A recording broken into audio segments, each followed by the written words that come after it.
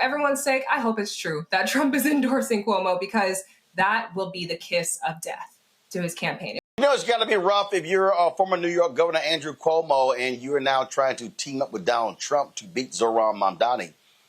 A new report says that that's what took place, that Cuomo and Trump had a call possibly about Trump endorsing Cuomo against Mamdani. Mamdani beat him in the, of course, in the New York primary. Of course, Mamdani goes to the general election in November. Now, Cuomo is still in the race, so is incumbent New York Mayor Eric Adams. They've been going back and forth.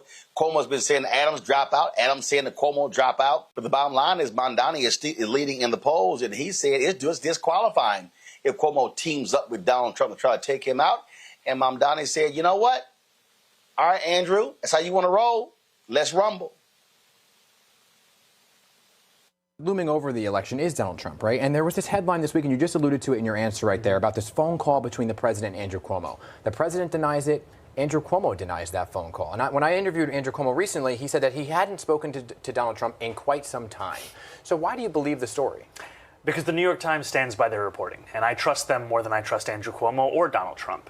And with Andrew Cuomo, we don't even know what it means to hear quite some time or in a while. We know from this reporting that they continue to stand by that President Trump and Andrew Cuomo had a conversation, and that is a conversation about this mayor's race. And the very fact of it is a betrayal of New Yorkers, because in this very moment, that president has stolen food from the hungry across this country, has kicked millions of Americans, more than 1 million New Yorkers, off of their health care, and has done all of this in service of one of the largest wealth transfers from working class Americans to those who already have more money than they know what to do with. So there is something to be said about the mayor of New York City having a relationship with the federal government and the president. Now, you said you'll be Donald Trump's worst nightmare. So how specifically, though, would you combat things like clawbacks of money or this threat that Donald Trump has said of a federal takeover of New York City? How would you combat that?